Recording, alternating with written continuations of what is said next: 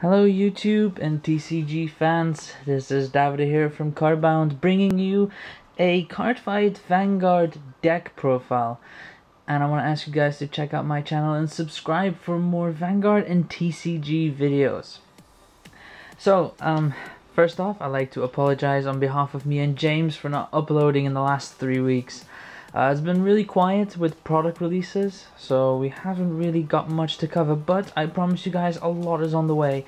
And one way to make up for it is my just finished Gold Paladin deck profile. So we'll get into it in a second. Oh, English.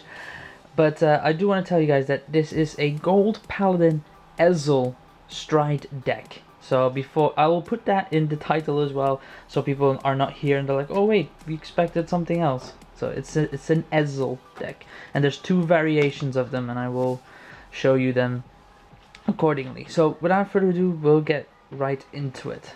So as our Vanguard, we run Scarlet Lion Cub Caria, or Caria, however you want to call her.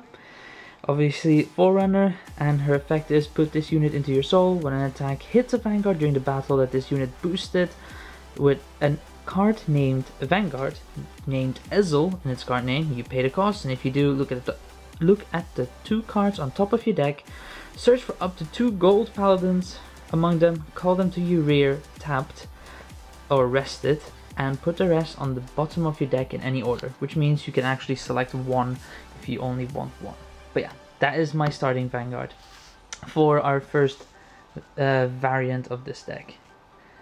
Then we move on to the Great Ones, and this is where it's going to get a bit funny, where people will disagree with me. I only run 3 perfect guards, that's it. I don't run anything more. Not 4, not Quintet Wall, not even the new ones. I just run the old one. And because it works for me, and also I save myself a bit of money not investing into the new ones. Then our next ones are Knight of Passion Torre. It's just plain simple. If your Vanguard is an Ezel, he gets plus 3000 when it attacks. So it's a 10k grade 1. It's like a standard one that came out so long ago. Then 2 Knife Throwing Knight Malignant. It's Soul Blast 2. When this unit is placed on the rear, if you have Gold Paladin Vanguard, you may pay the cost, and if you do, choose up to 2 cards from your damaged zone and turn them face up. Now this deck particularly is very counterblast heavy, so he really helps. I currently run 2, but I might increase it to 3. I'm not sure yet. I mean, I have the option, because I have all the spares to run it up to 4, so. Then I run 2 Cool Gals, which is Generation Break 1.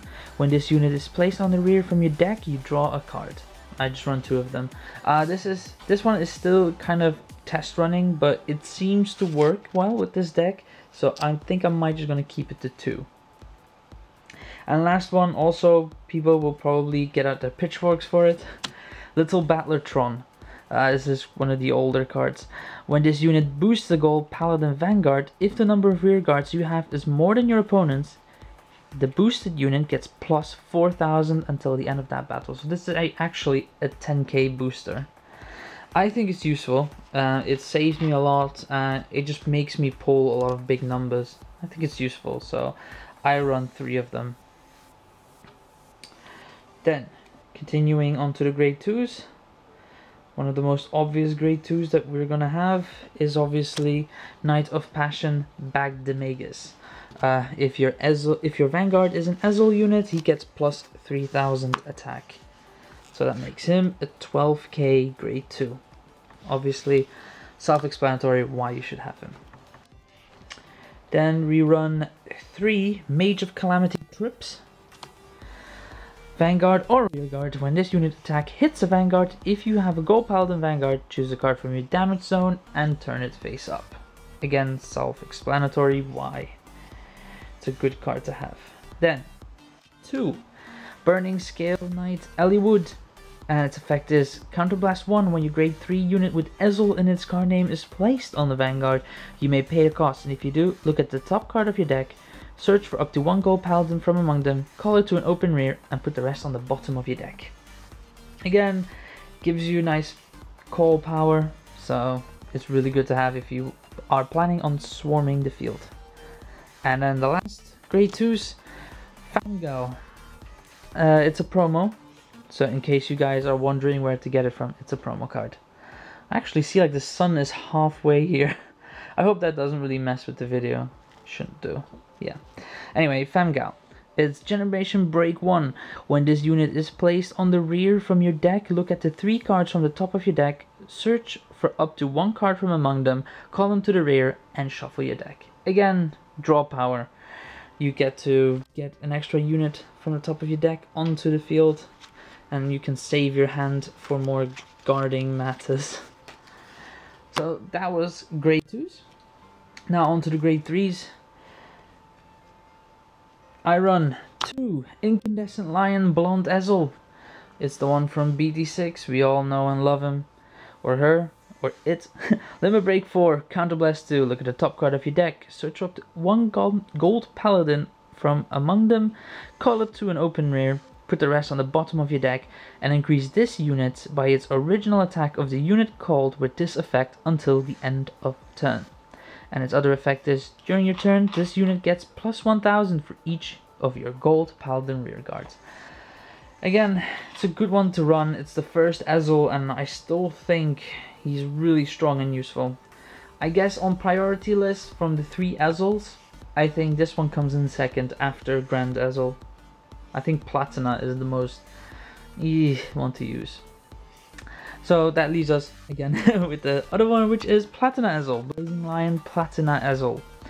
Limit Break 5 or Ultimate Break. Counterblast 3, choose up to 5 of your gold paladin rear guards, and those units get plus 5000 until the end of turn.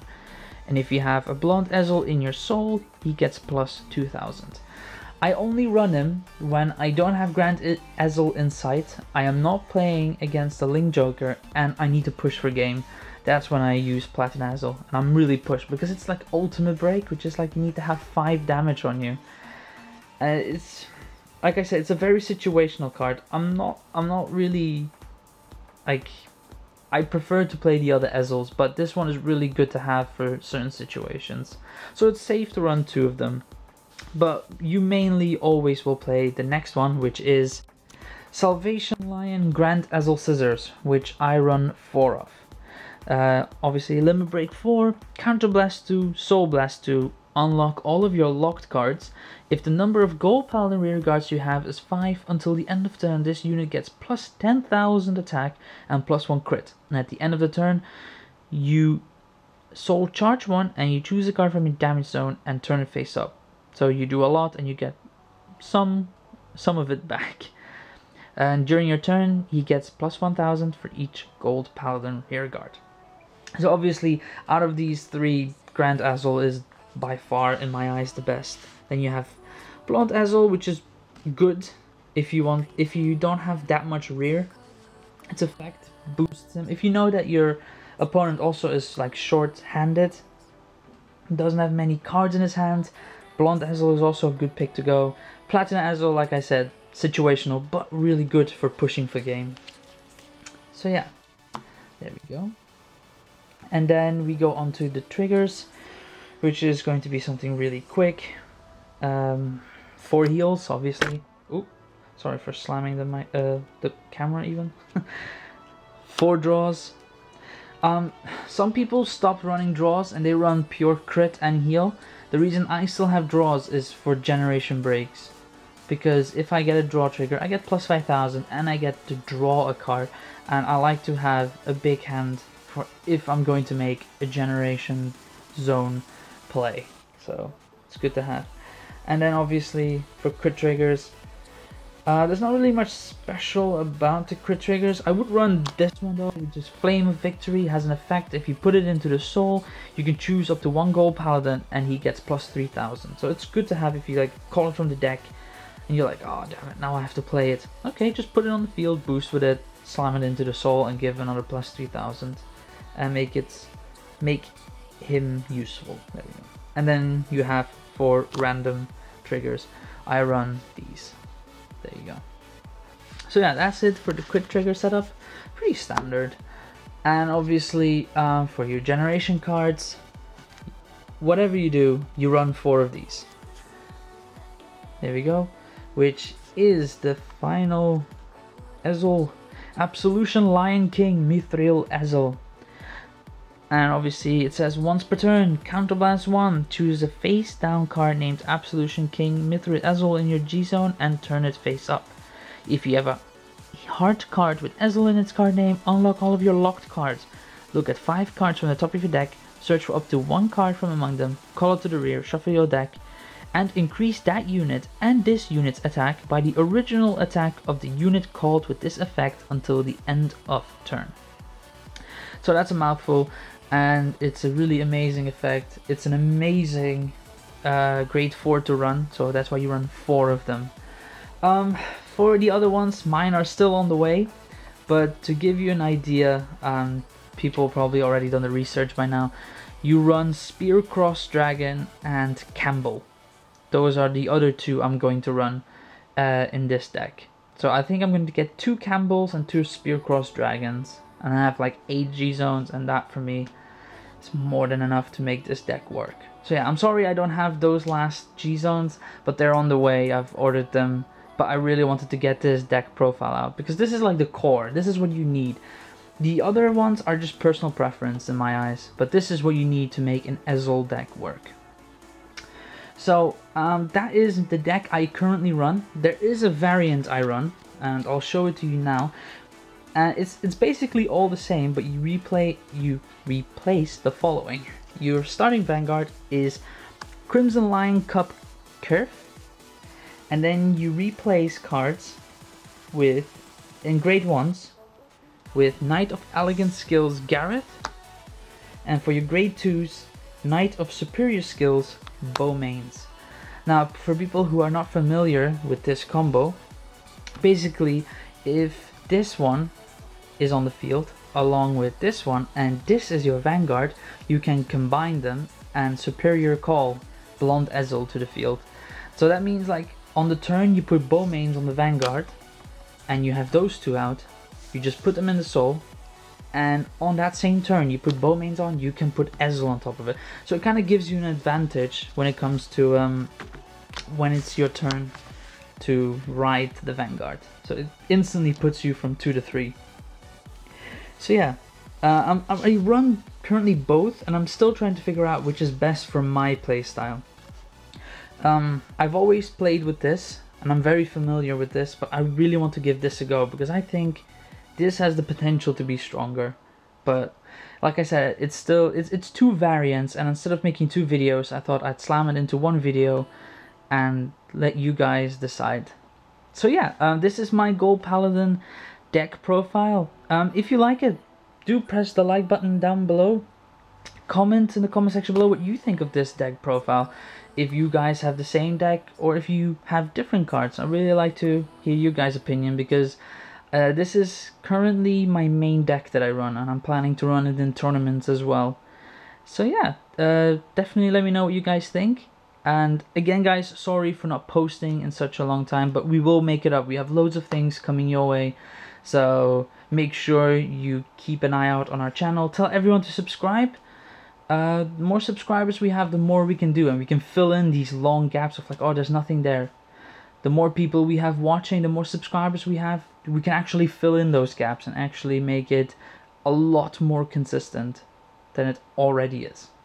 So yeah guys, thank you guys for watching this deck profile, and I will see you guys in the next video.